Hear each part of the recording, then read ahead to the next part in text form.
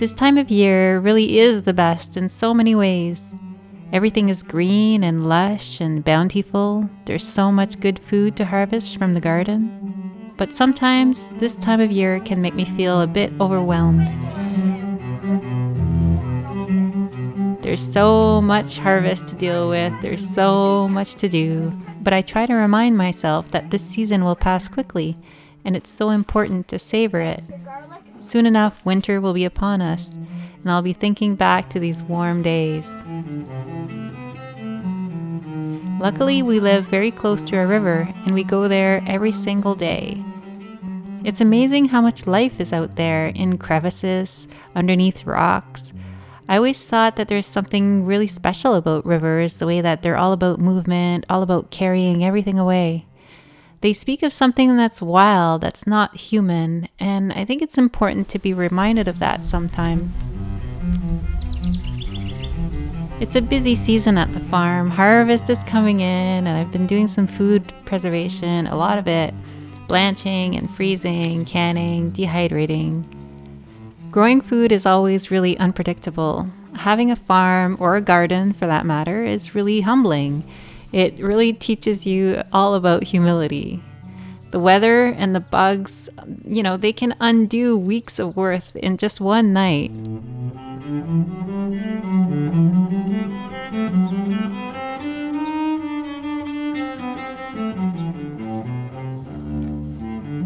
Our basil did really well this year, which was great. It wasn't always like that in past years. I think maybe it was the best basil year yet. And we got a lot of garlic too this year, which was wonderful. Sometimes it's hard to figure out what to cook according to the seasons, but I think it's always possible. And I would even narrow it down to say that we can cook not only according to what's in season, but almost according to the weather. This past week has been hot, really hot, and the thought of making elaborate meals just wasn't appealing to me.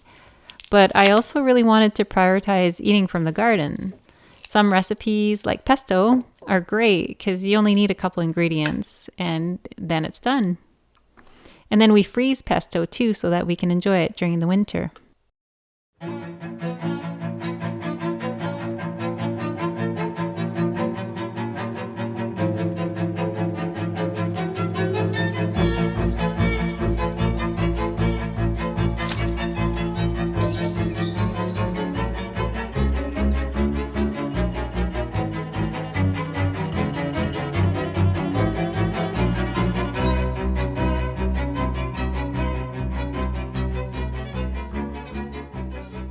We've also been eating a lot of beets. One of my kids in particular really loves them, so we grew lots of beets this year. We preserved them to enjoy them during the winter.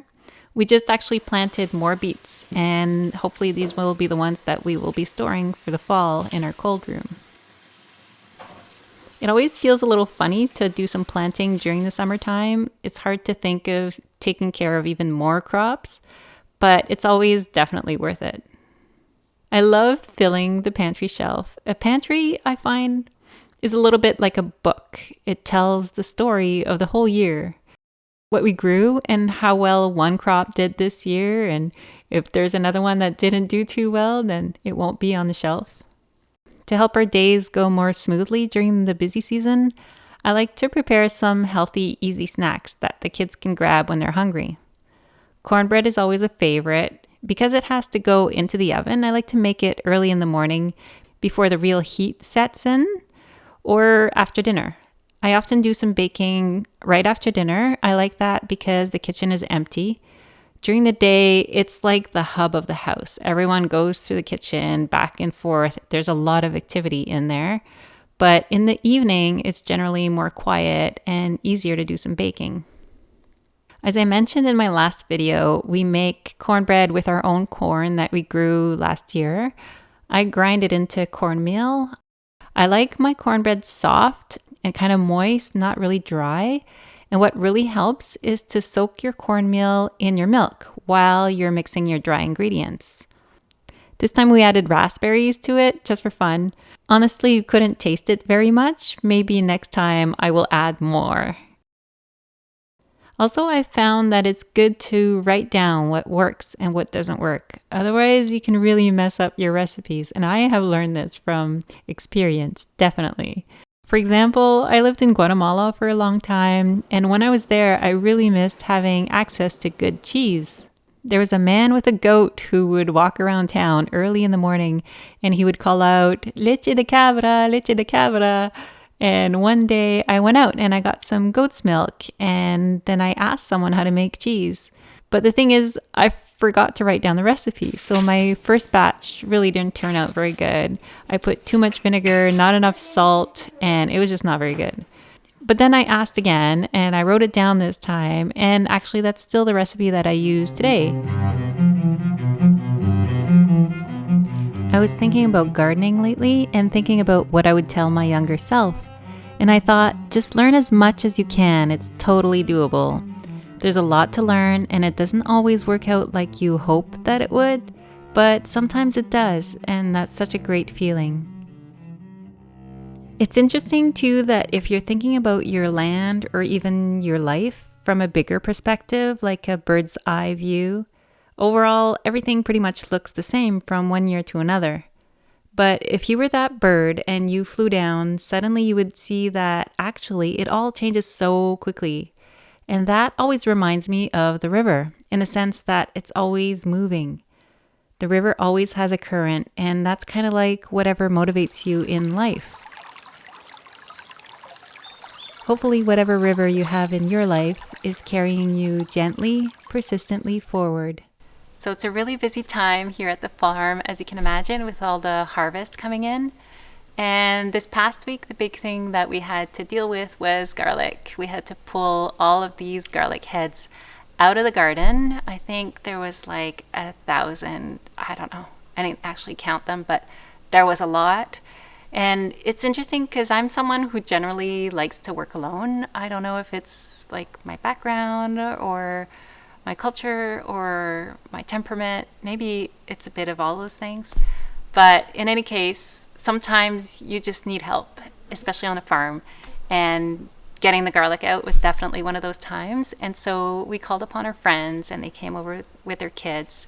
And it was a lot of fun. And it got me thinking about, well, one thing it got me thinking about was like how cool it is to work with your hands and have your mind stimulated at the same time through good conversations, like thinking about things that you wouldn't normally think about or that kind of thing. I really like that combination. So not only are you productive, but you're also like stimulated in a way, or like thinking about things that you wouldn't normally think about. And it's just a lot more fun. And the kids too were playing, they made games out of what they had to do is put the garlic into the holes of a snow fence that we had set up in front of the barn. And yeah, there was a lot of laughter and a lot of games as they were working. So that's always fun. And so the other thing that it got me thinking about was that how important it is to do that, like to call upon friends and family or community or whatever when you need it. Not only for farm work or garden work, but I think in other aspects of life too. How important it is to just ask. And I was in Guatemala for 8 years, and when we were there, people just like are together all the time. You don't go to the doctors without bringing someone. Like there's always someone there who is up for doing something with you. And I think living in Canada is a little different, but it's not bad. Like it's not, I don't know. I think it's just you have to be intentional about it. And yeah, it's definitely worth it. And the other thing that we've been doing in the past week, and I gotta say, over the whole summer, has been going to the river. So there's this river that runs really close to here, and we go there every day. Sometimes we, like, no kidding, sometimes we go twice a day. But we were actually there last night, right after dinner. So it was between, like, right after dinner and before sunset. So in that period of time where the sun is setting, but it hasn't set yet. And there was this beautiful light dancing on the water. I really love that time.